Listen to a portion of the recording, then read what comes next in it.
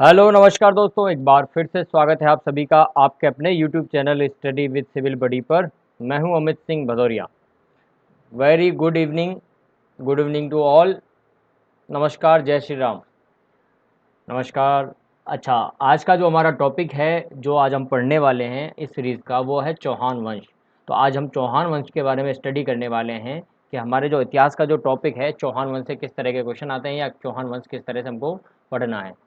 तो चौहान वंश की या किसी भी वंश की जब भी बात होती है, स्टार्टिंग जब भी हम करते हैं टॉपिक की, तो पहला सवाल ये बनता है इनकी उत्पत्ति के बारे में कि इनकी उत्पत्ति कहाँ से हुई थी, या इस शाखा का जो प्रारंभ है किस राजा से होता है, कौन राजा है जो सर्वप्रथम इसका शासक था, या किसने ये शाखा स्टार्ट की थी। ये सवाल बनता है। चौहानों से रिलेटेड एक क्वेश्चन जरूर एग्जाम में पूछा जाता है इनकी उत्पत्ति को लेकर के, इनकी उत्पत्ति कैसे हुई थी। और काफ़ी कंट्रडिक्शन भी है इसमें, कॉन्फ्लिक्ट भी है। बहुत सारे लोग हैं जो अपने अपने मत देते हैं इतिहासकारों के। अगर आप बात करते हैं किसी पर्टिकुलर इतिहासकार की, तो वो कहते हैं इससे उत्पत्ति हुई है वो, और सबका मतलब अलग अलग मत है। जैसा कि मैंने स्टार्टिंग में भी थोड़ा सा इसके बारे में मैंने आपको बता दिया था जब मैंने हिस्ट्री स्टार्ट की थी कि राजपूत वंश है, इनकी उत्पत्ति के बारे में क्या मत है। तो चौहानों की स्पेशली बात करें, चौहानों के मत के बारे में सबसे पहला मत आता है अग्नि वंश का, या अग्निकुंड से उत्पत्ति का। तो ये जो सिद्धांत है, ये सिद्धांत या ये जो तर्क है, ये तर्क मिलता है कहाँ से? ये मिलता है हमें, चंद्रवरदाई ने एक पुस्तक लिखी थी जिसका नाम था पृथ्वीराज रासो। तो ये सबसे इंपॉर्टेंट बात है कि किसने लिखी थी? चंद्रवरदाई ने लिखी थी। पुस्तक का नाम था पृथ्वीराज रासो। और ये वेरी वेरी इंपॉर्टेंट बात है हमारे लिए, क्योंकि एग्जाम में कई बार पूछा जाता है। इस बुक के अकॉर्डिंग ये बुक ये कहती है कि एक ऋषि थे जिनका नाम था वशिष्ठ। वशिष्ठ ऋषि ने आबू पर्वत पर एक यज्ञ किया था, और इस यज्ञ से क्या हुआ कि चार जातियां उत्पन्न हुई थी। यहां से उत्पत्ति हुई थी किस किस की? चौहान, चालुक्य, परमार और प्रतिहार। यानी कि चौहानों की उत्पत्ति यहां से हुई थी, अग्निकुंड से हुई थी। ये किसका मत है? ये मत किसका है? ये किस बुक के अनुसार है? ये कहा जाता है कि ऋषि वशिष्ठ ने यज्ञ किया था, उस अग्निकुंड से उत्पत्ति हुई थी।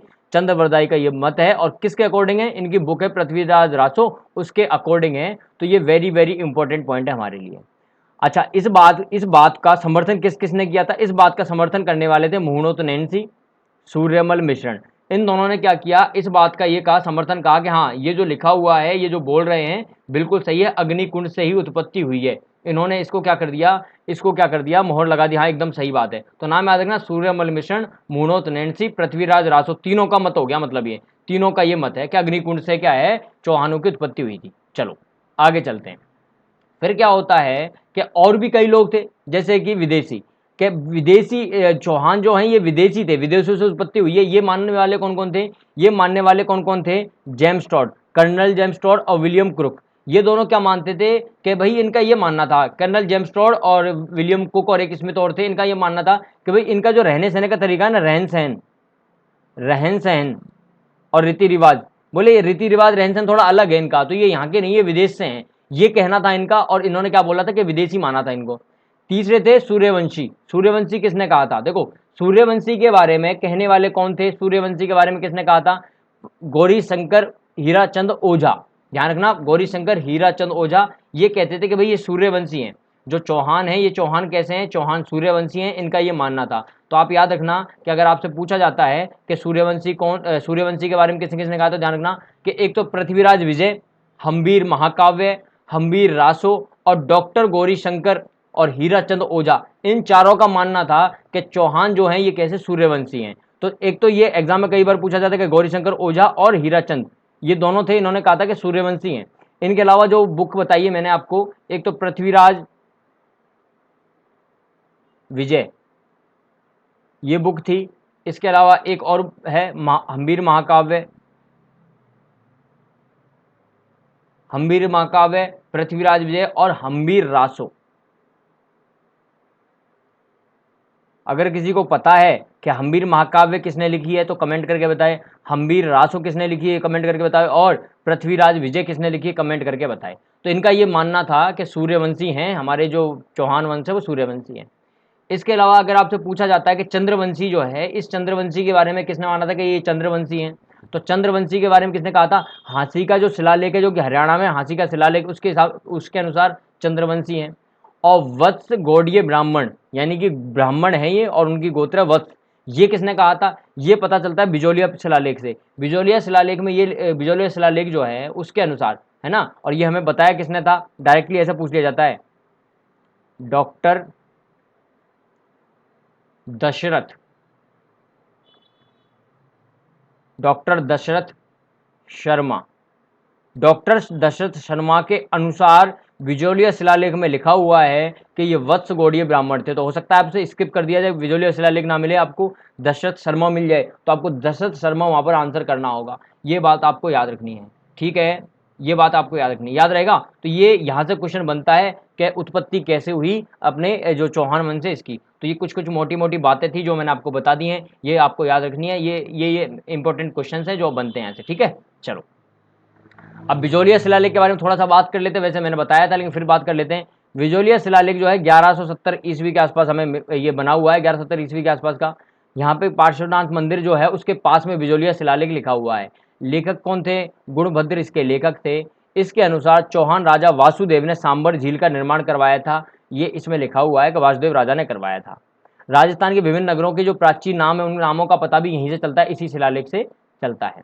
चलिए, अब उत्पत्ति स्थल के बारे में बात करते हैं कि जो चौहान है, इन चौहानों का उत्पत्ति स्थल कौन सा था, ठीक है। तो उत्पत्ति स्थल की अगर हम बात करें तो माना जाता है कि मूल स्थान जो है जहां से चौहानों की उत्पत्ति हुई, मूल स्थान कौन सा है? तो आपको बता दें कि आप ये जो एरिया है, जिस एरिया की अभी फिलहाल हम बात करें, सांबर झील जो है, सांबर झील के आसपास का एरिया है, ठीक है ना। तो कई बार एग्जाम में लिखा हुआ मिलेगा आपको सांबर झील के आसपास का एरिया, या फिर मिलेगा आपको लिखा हुआ मिलेगा सपाल लक्ष्य, सपाद लक्ष्य लिखा हुआ मिलेगा, है ना। तो ये सपाद लक्ष्य अगर कहीं लिखा हुआ मिलता है तो ये भी आपका सही आंसर माना जाएगा, सपाद लक्ष्य मिलेगा, है ना। ये ना मिले तो झील जो है सपाद लक्ष्य झील ना मिलकर के आपको मिलेगा कि सांबर झील है, इसके आसपास का भूभाग का एरिया ये है। तो ये आपको याद रखना है, ये एग्जाम में कई बार इंपॉर्टेंट है, एग्जाम में कई बार पूछा गया है, ये भी आपको याद रखना है, ठीक है। चलिए, इनकी जो राजधानी थी, राजधानी इन्होंने बनाई थी किसको? नागौर को। अहित अही छत्रपुर ऐसा इसका नाम है, थोड़ा अजीब सा नाम है, इसका बोलने में भी दिक्कत होती है। तो अही छत्रपुर जो है इसी का नाम है, तो ये नाम भी याद रखना कि नागौर का अही छत्रपुर था जो अभी फिलहाल नागौर में है। ये इन्होंने इसको क्या है, राजधानी बनाया था। ये राजपूतों से रिलेटेड, मतलब कि चौहान जो वंश था राजपूतों से रिलेटेड, ये मेन बातें थी जो मैंने आपको बता दी। अब हम एक एक करके राजाओं के बारे में बात करेंगे कि कौन से राजा ने क्या किया था और क्या इंपॉर्टेंट है जो एग्जाम के दृष्टिकोण से है, जो एग्जाम के दृष्टिकोण से है उसी के बारे में बात करेंगे, फालतू बाकी बात हम नहीं करेंगे। देखो, सबसे पहले बात करते हैं वासुदेव चौहान की। 551 ईस्वी में चौहान राज्य की जो स्थापना की थी, किसने की थी? वासुदेव चौहान ने की थी, ये इंपॉर्टेंट है।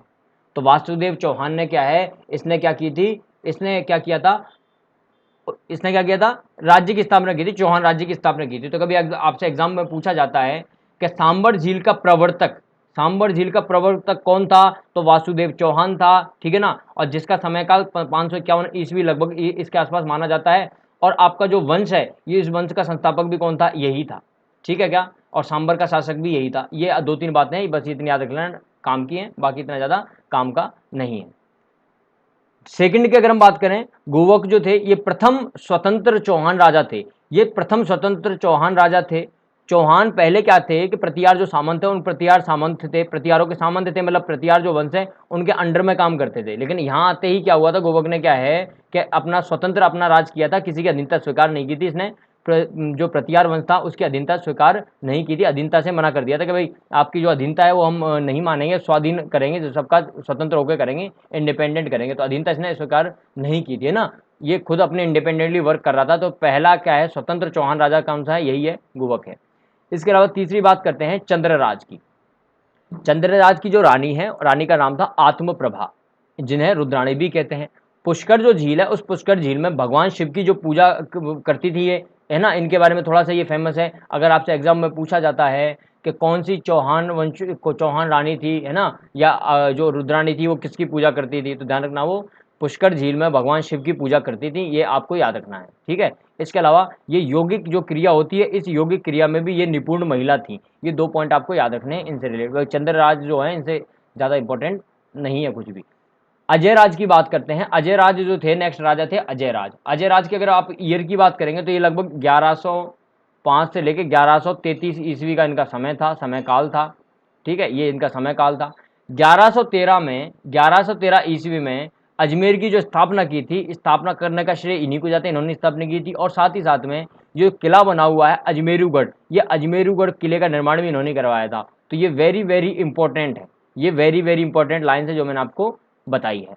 इसके अलावा इनकी अपनी जो रानी थी, है ना, सोमलेखा, सोमलेखा के नाम पर इन्होंने क्या सिक्के भी चलवाए थे, अपनी पत्नी अपनी रानी के नाम पर, सोमलेखा के नाम पर इन्होंने सिक्कों का भी प्रचलन किया था।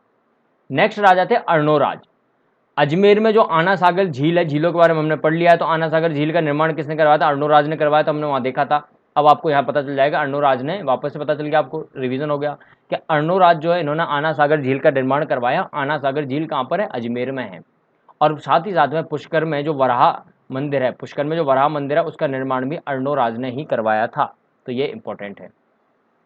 फिर बात करते हैं विग्रहराज चतुर्थ की। विग्रहराज जो चतुर्थ है इनका समय काल था 1158 से लेकर 1163 के आसपास में, है ना। 1158 करना इसको, है ना, 1158 करना। कई बुक में 1153 भी मिल सके, 1158 सही है। 1158 जो है ये करेक्ट है। मैं जिसके अकॉर्डिंग आपको डेटा दे रहा हूँ वो डेटा है एक्चुअल में साहित्य अकादमी ग्रंथ की जो बुक आती है उनके अकॉर्डिंग मैं आपको दे रहा हूँ। और जो फाइनल एग्जाम जब रिट लगती है या कहीं कंट्राडिक्शन है तो ये साहित्य अकादमी जो है ग्रंथ है उसी के हिसाब से फिर वहाँ पर रिट लगाई जाती है, वही सही माना जाता है। बाकी और जो किताबें उनको नहीं मानते हैं वो, है ना, उसके हिसाब से मैं आपको बता रहा हूँ। दिल्ली के जो तोमर राजा थे, दिल्ली के जो तोमर राजा हैं इनको ये हराया था इन्होंने, विग्रहराज चतुर्थ ने। दिल्ली में शिवालिक स्तंभ है उसका, शिवालिक जो स्तंभ है ये इन्होंने लगवाया था। बीसलपुर की स्थापना किसने की थी? तो विग्रहराज चतुर्थ ने की थी। और ये आया हुआ क्वेश्चन है कई बार, ये वेरी वेरी इंपॉर्टेंट है, कई बार रिपीट हुआ है एग्जाम में कि विग्रहराज चतुर्थ ने बीसलपुर की स्थापना की थी। ठीक है, यहाँ पर एक तालाब बनवाया था तथा शिव मंदिर का निर्माण भी करवाया था, ये आपको याद रखना। बीसलपुर की स्थापना इन्होंने की, तालाब बनवाया और शिव मंदिर भी इन्होंने ही बनवाया। इसके अलावा एक जो चीज़ नेक्स्ट मैं बताने जा रहा हूँ वो बहुत इंपॉर्टेंट है। विग्रहराज चतुर्थ ने पता क्या किया था कि इन्होंने क्या संस्कृत पाठशाला का निर्माण किया था, एक संस्कृत पाठशाला बनवाई अजमेर में। और यहाँ पर क्या किया, ये जो संस्कृत पाठशाला है ना, इस संस्कृत पाठशाला की दीवारों पर इन्होंने क्या है, हरिकेली एक नाटक था, हरिकेली नाटक, इस हरिकेली नाटक को संस्कृत भाषा में दीवारों पर लिखवा दिया था। तो इंपॉर्टेंट बातें दो निकल के आती हैं यहाँ से कि भैया संस्कृत पाठशाला जो अजमेर में किसने बनवाई थी? ये बनवाई थी विग्रहराज चतुर्थ ने।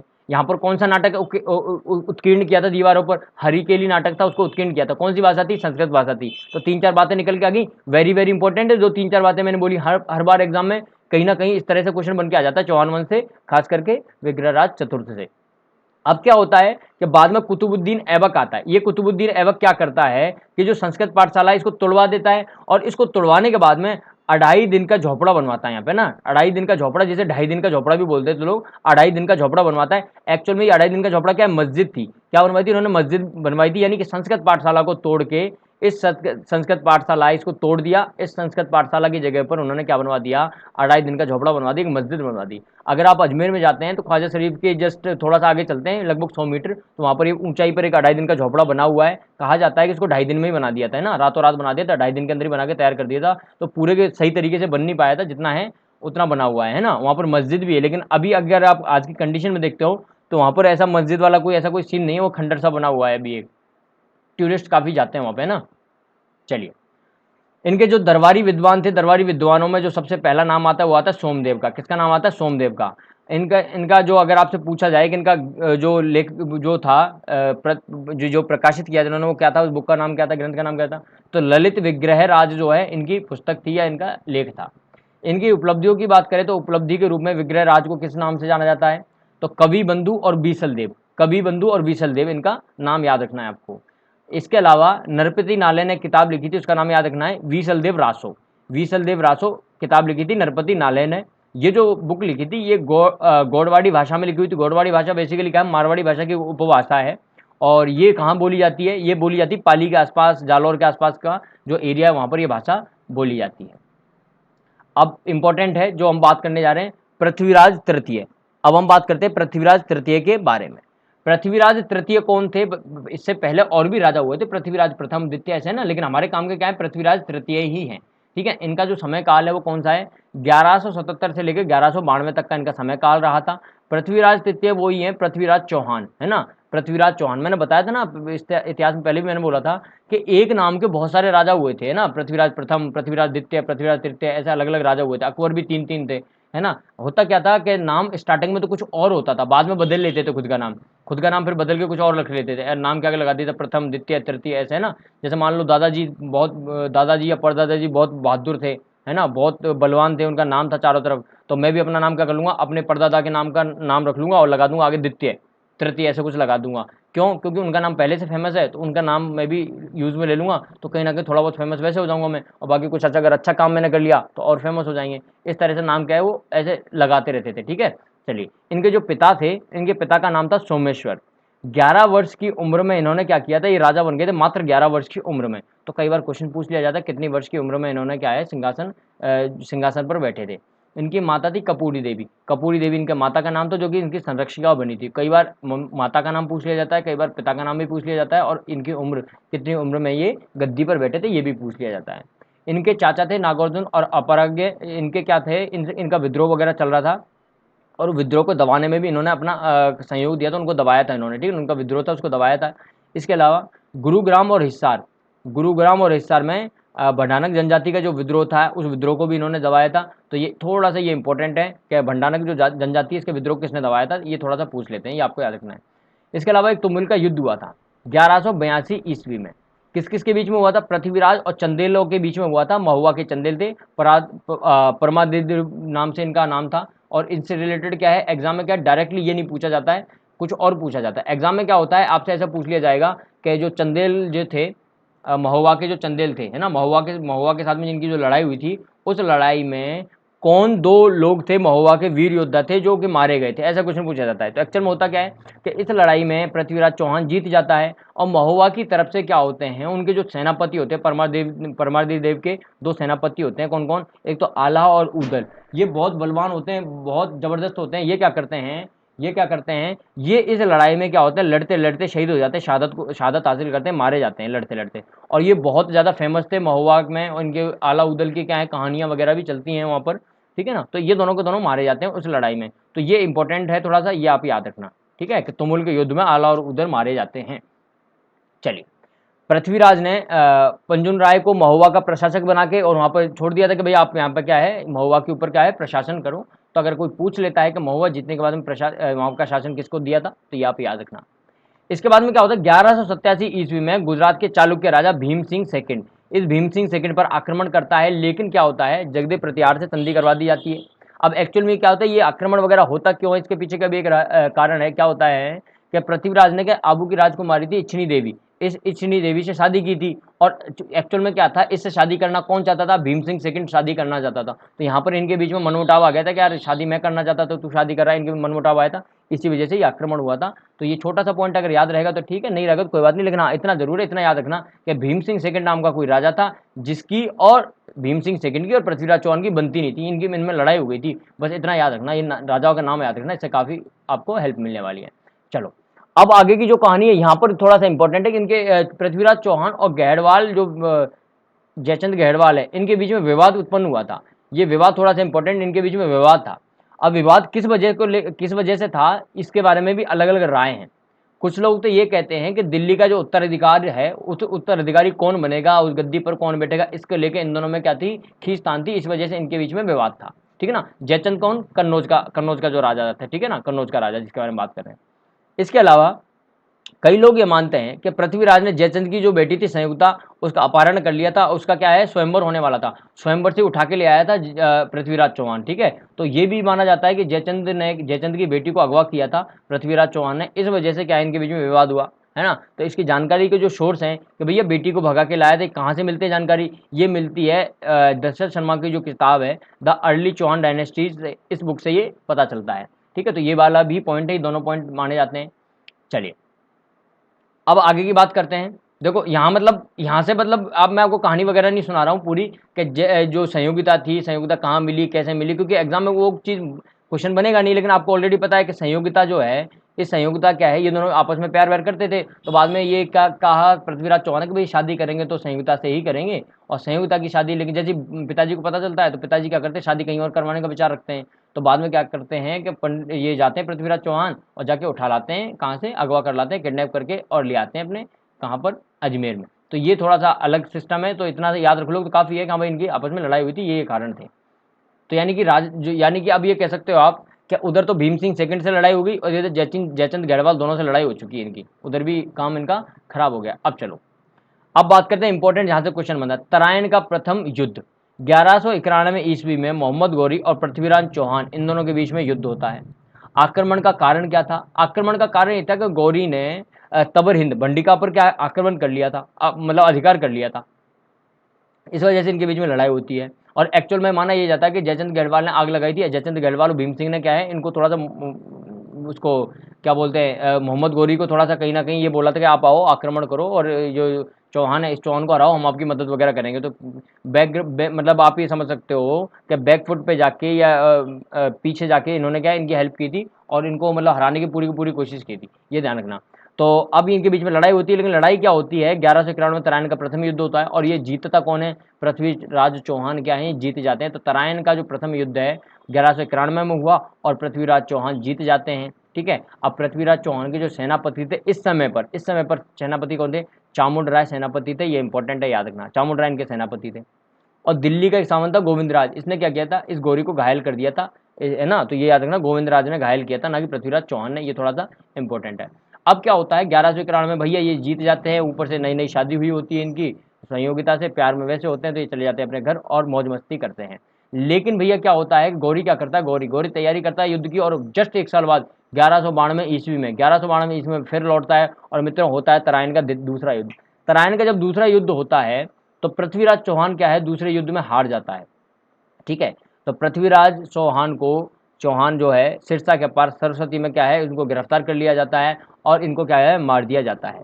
अब यहाँ पर दो चीज़ आती हैं, कुछ लोग तो ये मानते हैं कि इनको पकड़ के इनको मार दिया जाता है यहीं हिंदुस्तान में ही, ये मानते हैं कई लोग ये मानते हैं मोहम्मद गोरी पकड़ के ले जाता है, अपने यहाँ रखता है और कुछ दिनों तक अपने पास रखता है और उसके बाद में फिर आंखें वगैरह फोड़ता है, कई बार मारता है, ऐसे करके। तो ये भी कहानी है, ये कहानी जो है कि अपने साथ पकड़ के ले जाता है। तो ये पृथ्वीराज चौहान के जो मित्र थे चंद्रबरदाई, उनके अनुसार ये कहानी है ना। तो ये अलग अलग कहानी है, तो अब ज़्यादा डिटेल में जो कहानियों में जहाँ पे भी मतलब कंट्राडिक्शन है, तो उससे ज़्यादा पढ़ने का कोई मतलब नहीं। कुछ हमको एग्जाम के पॉइंट ऑफ व्यू से पढ़ रहे हैं, इतिहास को वैसे नहीं पढ़ रहे हैं जैसे इतिहास हमको पूरा पढ़ना हो। हम एग्जाम के दृष्टिकोण से पढ़े तो उतनी बातें मैं बता रहा हूँ जितना अपने को जरूरत है, जितनी रिक्वायर्ड है। ठीक है, चलिए अब क्या होता है, हसन निजामी के अनुसार पृथ्वीराज चौहान ने कुछ दिनों तक मोहम्मद गोरी का अधीन शासन किया था। यह भी माना जाता है कि मतलब युद्ध हार गया था। युद्ध हारने के बाद में क्या हुआ था, पृथ्वीराज चौहान वापस अपने घर लौटा, उसने थोड़े दिन तक काम वाम किया, लेकिन बाद में फिर मनमुटाव हुआ तो वापस क्या किया, पृथ्वीराज चौहान को क्या है बाद में गिरफ्तार करके बाद में मारा था। ये कौन मानता है, ये हसन निजामी मानता है, ये हसन निजामी के अनुसार ऐसा है। ठीक है ना, लेकिन इसका मत क्या है, इसका मत सिर्फ अकेले का मत है, ऐसा मत बाकी औरों का किसी इतिहासकार का नहीं है। ठीक है, अब ये जो युद्ध हार गए थे, इनमें क्या है, एक बड़ा कारण ये भी था कि इनके जो सेनापति थे चामुंड राय, ये सेनापति उस समय नहीं थे, ये एक बड़ा कारण था। ठीक है ना, तो तराइन युद्ध जो है, तराइन युद्ध हार गए थे, इस हार का क्या कारण हो सकता है या क्या कारण थे, इनके बारे में बात कर लेते हैं। पृथ्वीराज चौहान ने अपने पड़ोसी राज्यों से विवाद किए थे, इसलिए उनके खिलाफ गौरी का जो साथ देना था, वो साथ गौरी के खिलाफ अगर आपको आना है ना, तो गौरी के खिलाफ आप खड़े हो और आपने पड़ोसियों से भी लड़ाई कर रखी है, तो आप पड़ोसी आपके साथ नहीं देंगे। उन्होंने क्या उल्टा गौरी को सपोर्ट कर दिया था। अब आप बोलोगे पड़ोसी कौन, अब मैंने बोला ना, एक तो भीम सिंह सेकंड, है ना, और जयचंद गढ़वाल।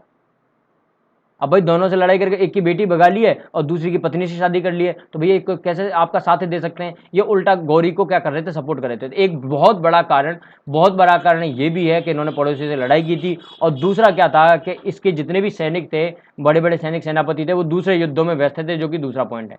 तराइन के जो दूसरा युद्ध हुआ था, इस युद्ध में गौरी के मुकाबले क्या है, पृथ्वीराज की सेना कम थी, उसके अधिकतर सेनापति के अन्य युद्धों में व्यस्त दूसरी जगह भेज दिए थे, कहीं ना कहीं तैनात थे और दूसरे युद्धों में लड़ाई कर रहे थे। ठीक है ना, तो चामुंड राय उस समय नहीं था, तो ऐसे करके बहुत से लोग थे जो नहीं थे। ठीक है, और दूसरा कारण ये था कि मोहम्मद गौरी का बहुत अच्छा लीडर था। ठीक है ना, कूटनीति वगैरह उसको बहुत अच्छे से आती थी, सही समय पर उसने आक्रमण किया, सब कुछ पता करके। जबकि पृथ्वीराज चौहान क्या है, उसको लग रहा था कि मैंने पहला युद्ध हरा दिया तो दूसरी बात ये नहीं आएगा, तो इसकी गलती रही थी। ठीक है ना, दूसरी बात यह था कि तराइन युद्ध के पहले युद्ध के बाद में पृथ्वीराज ने गौरी को युद्ध की तैयारी करने का समय नहीं दिया, डायरेक्टली आक्रमण कर दिया और खुद ही तैयारी करके आ गया था। एक कारण ये भी माना जाता है कि पृथ्वीराज की जो सेना थी, इनके पास में क्या हाथी बहुत ज्यादा थे, जबकि जो तुर्क सेना थी उसके पास में क्या है, घोड़े वगैरह थे। तो घोड़े वगैरह होने से क्या है, फुर्ती वगैरह और कम टाइम में ज्यादा इधर उधर भाग दौड़ करके ज्यादा लोगों को मार के और ज्यादा संख्या में इस तरह से कवर कर लिया था, जबकि ये क्या है, उतने फुर्ती से काम नहीं कर पाए थे।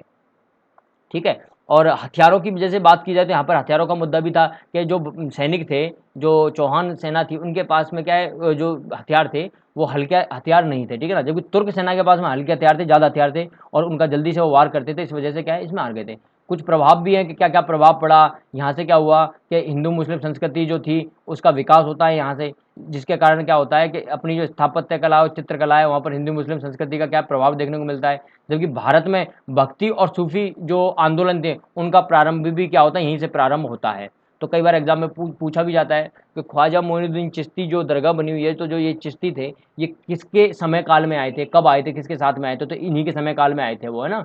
जो अजमेर में जो दरगाह बनी हुई ना, तो वो भी यहाँ से क्वेश्चन बनता है, तो ये आप याद रखना, ये भी काफ़ी इंपॉर्टेंट है आपके लिए, ठीक है ना। तो ये कुछ इंपॉर्टेंट बातें हैं। राजपूतों की जो महत्वाकांक्षाएं उभरने लगी थी वो उन पर रोक लगा देता है ये लड़ाई करने के बाद में गौरी, और जीत जाता है इसके बाद में। तो काफ़ी ऐसे क्वेश्चन बनते हैं कई बार, तो ये आपको याद रखने हैं। पृथ्वीराज चौहान की सांस्कृतिक उपलब्धियों की बात करें तो दिल्ली में इन्होंने क्या है, पिथौरागढ़ का निर्माण करवाया था, और ये वेरी वेरी इंपॉर्टेंट है, एग्जाम में कई बार पूछा गया है पिथौरागढ़ के बारे में, ठीक है, ये भी आपको याद रखना है। कला एवं संस्कृति विभाग की स्थापना की, और जिसका मंत्री इन्होंने किसको बनाया था, पदम नाम को इन्होंने क्या है, कला संस्कृति विभाग का मंत्री बनाया था। इनके दरबारियों की बात करें, इनके दरबारियों में मोस्ट जो फेमस थे बहुत ज़्यादा, वो थे चंद्रवरदाई, जो इनके मित्र भी थे। पृथ्वीराज भट्ट जिनका नाम कहते हैं, जिन्हें दूसरा नाम पृथ्वीराज भट्ट उपनाम, इन्होंने पृथ्वीराज रासो किताब लिखी थी, ठीक है ना, पृथ्वीराज रासो किताब लिखी थी। एक दूसरे थे जयानक, वेरी वेरी इंपॉर्टेंट, ये भी जयानक, इन्होंने पृथ्वीराज विजय लिखी थी, वेरी वेरी इंपॉर्टेंट है। कई लोगों को क्या है, पृथ्वीराज रासो रटी हुई होती है, लेकिन पृथ्वीराज विजय के बारे में थोड़ा कंफ्यूज हो जाते हैं। तो पृथ्वीराज विजय जयानक ने लिखी थी, किसने लिखी थी, जयानक ने लिखी थी। उपलब्धियों की बात करें तो इनकी उपलब्धियां थी पृथ्वीराज चौहान की, राय पिथौरा और एक दल पोंगल, वेरी वेरी इंपॉर्टेंट है, वेरी वेरी इंपॉर्टेंट, एग्जाम में बहुत बार पूछा गया इसके बारे में, ठीक है। प्रमुख मंत्रियों की बात करें तो भुवन मल और कैमास इनके क्या थे, प्रमुख मंत्री थे। पृथ्वीराज चौहान का जीवन का मूल्यांकन करना चाहते हैं, अब कैसा जीवन का रहा, किस तरह से उन्होंने क्या किया था, तो इसके बारे में आप पढ़ सकते हैं। एग्जाम पॉइंट ऑफ व्यू से ज़्यादा इंपॉर्टेंट नहीं है, जो इंपॉर्टेंट है वो मैंने आपको बता दिया है, ठीक है। तो नेक्स्ट है फिर आपका आता है चौहान, रणथंभौर के चौहान, ठीक है, रणथंभौर के चौहान नेक्स्ट आपका टॉपिक है। और रणथंभौर के चौहानों के बारे में आप जैसे आप पढ़ते हैं, तो रणथंभौर के चौहानों के बारे में फिर आपको सबसे पहले वही पढ़ना पड़ता है कि रणथंभौर के जो चौहान थे, इन ये वाली जो शाखा थी, इस शाखा का प्रारंभ कहाँ से होता है, कौन इसके संस्थापक थे। क्योंकि देखो चौहानों की उत्पत्ति तो मैंने आपको ऑलरेडी बता दिया कि चौहानों की उत्पत्ति कहाँ से होती है, ठीक है ना, चौहानों की उत्पत्ति के बारे में मैंने आपको बता दिया है, ठीक है। तो अब बहुत सारी चीज़ें हैं जिनके बारे में हमको पढ़ना है। चलिए, तो रणथंभौर के चौहानों के बारे में जैसे बात करते हैं, तो गोविंद राज क्या है, इस शाखा के क्या थे, इस शाखा को स्टार्ट करने वाले कौन थे, गोविंद राज थे, ठीक है। तो रणथंभौर शाखा के बारे में अगर पूछता है, चौहानों की रणथंभौर शाखा थी, इसकी इसके इसके प्रवर्तक कौन थे या फिर इनको बनाने वाले कौन थे, स्टार्ट किसने किया था, गोविंद राज ने स्टार्ट किया था। एक्चुअल में गोविंद राज जो थे, जो पृथ्वीराज चौहान है, उन पृथ्वीराज चौहान के ही बेटे थे, पुत्र थे। कौन, पृथ्वीराज चौहान, जिनके बारे में अभी अभी हमने थोड़ी देर पहले पढ़ा है, पृथ्वीराज तृतीय एक्चुअल में, जिनको पृथ्वीराज चौहान के नाम से हम जानते हैं। तो इनके ये क्या थे, पुत्र थे। 1194 में रणथंभौर में चौहान राज्य की स्थापना किसने की थी, इन्होंने की थी। तो चौहान राज्य की स्थापना रणथंभौर में किसने की थी, 1194 में, तो ये गोविंद राज ने की थी। काफ़ी इंपॉर्टेंट क्वेश्चन है, वेरी वेरी इंपॉर्टेंट है। इनके अलावा जो इंपॉर्टेंट बात हमको करनी है वो करनी है किसके बारे में, हम्बीर के बारे में, ठीक है ना, यही सबसे इंपॉर्टेंट है, हम्बीर ही इंपॉर्टेंट है अपने, अगर रणथंभौर के बारे में बात करते हैं यही से क्वेश्चन बनता है। बाकी राजाओं के बारे में हम इसमें ज़्यादा नहीं पढ़ेंगे।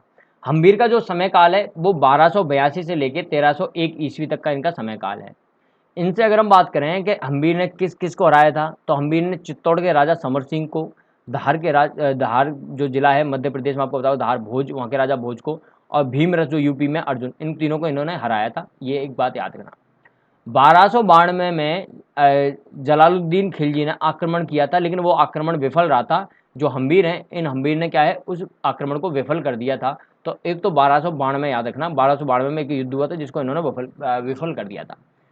किसके कौन आया था, जलालुद्दीन खिलजी आया था। अब क्या होता है मित्रों, अब आता है 1301 ईस्वी में, कौन आता है, अलाउद्दीन खिलजी एक के याद रखना, एक के आता है, अलाउद्दीन खिलजी का आक्रमण होता है 1301 ईस्वी में। ये जो आक्रमण होता है, इस आक्रमण का कारण क्या था, हम्बीर ने अलाउद्दीन खिलजी के विद्रोही थे कौन, मोहम्मद शाह और कैबरू, इन दोनों को शरण दी थी, किसने, हम्बीर ने। इन्होंने शरण दी, अपने पास रखा, तो हम्बीर से लड़ाई करने को तैयार होगा कौन, अलाउद्दीन खिलजी। एक एक बोले यार हाँ, ये हमारे दुश्मन है, हमारे विद्रोही है, और ये इनको रख रहा है, तो चलो एक काम करते हैं कि इसके पास में राज जो है, राजा जो है, ये इस राजा को हराते हैं, और जो रणथंभौर, इस रणथंभौर को भी हम कब्जे में ले लेते हैं। तो इस वजह से हुआ था आक्रमण।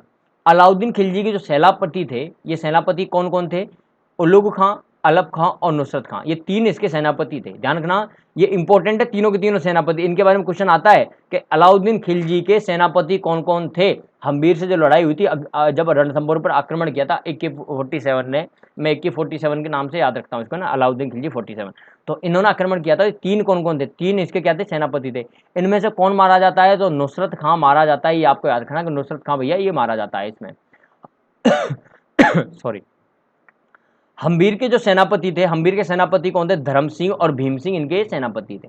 रतिपाल और रणमल थे, इन्होंने क्या विश्वासघात किया था हम्बीर के साथ में। तो ये ध्यान रखना, विश्वासघात किसने किया था, रतिपाल और रणमल ने क्या है इस लड़ाई में विश्वासघात किया था। और इसी वजह से क्या है कि युद्ध में नाकाम रहते हैं। जो हम्बीर है युद्ध में नाकाम क्यों रहता है, क्योंकि इन्होंने क्या विश्वासघात कर दिया था।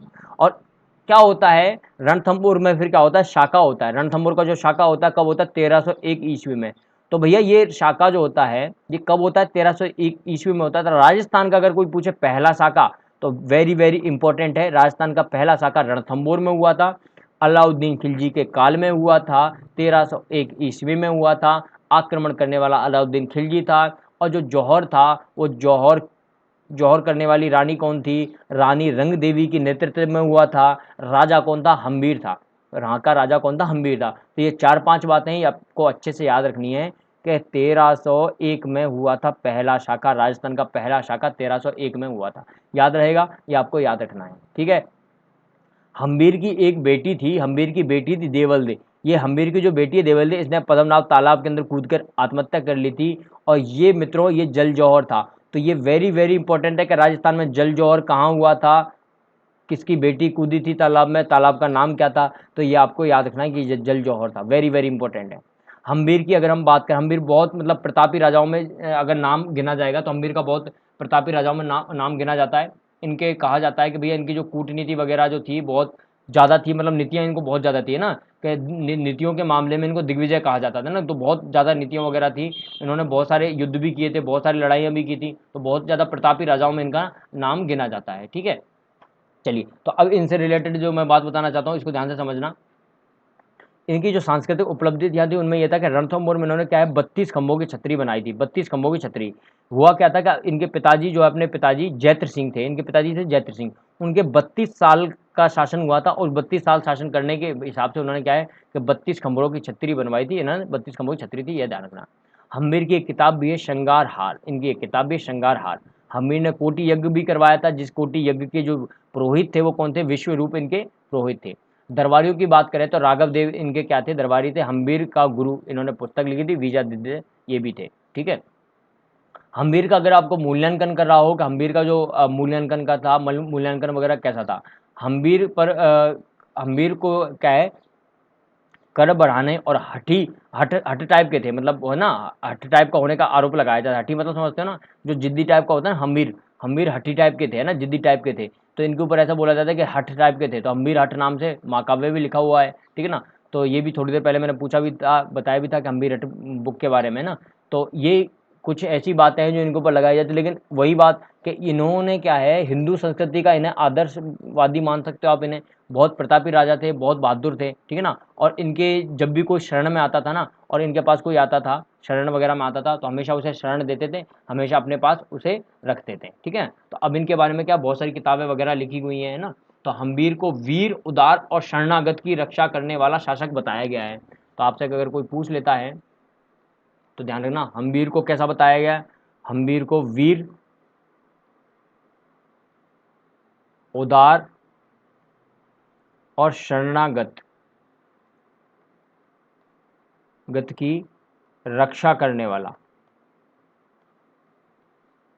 इनको ऐसा बताया गया इतिहास में। ये इंपॉर्टेंट है ना, एग्जाम में अगर पूछ ले तो ध्यान रखना, इनको ऐसा बताया गया है। और शरणागत की रक्षा करने वाला शासक बताया गया है, ठीक है ना। और ये प्रशंसा किसने की है, ये अमीर खुसरो जो हैं उन्होंने इनकी प्रशंसा की है, ठीक है। जयचंद सूरी की एक किताब थी, वेरी वेरी इंपॉर्टेंट, जो मैं लिखवा रहा हूँ। जयचंद, वैसे तो मैंने बता दिया है, जयचंद सूरी। जयचंद सूरी की एक किताब थी हम्बीर महाकाव्य।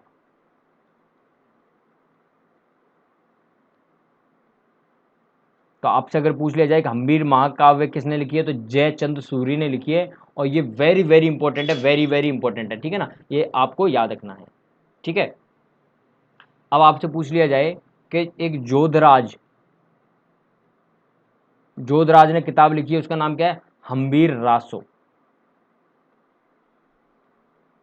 ये हम्बीर रासो इनकी किताब है। एक एग्जाम में कई बार पूछा जाता है कि भैया हम्बीर हट जो है, हम्बीर हट किसकी है? तो ये किसकी है? चंद्रशेखर की। चंद्रशेखर,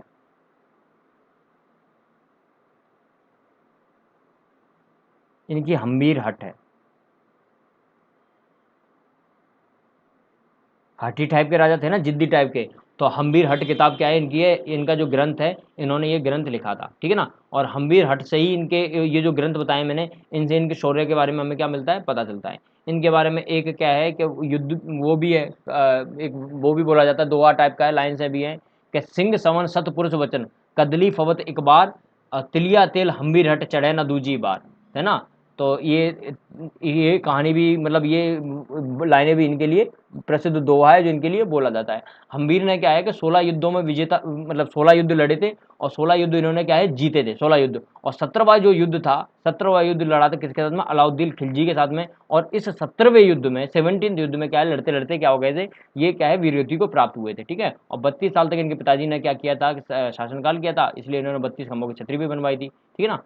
समझ गए क्या? और इनकी जो मृत्यु हो जाती है मित्रों, इनकी मृत्यु के बाद में क्या है कि जो शाखा है, ये जो शाखा चल रही थी,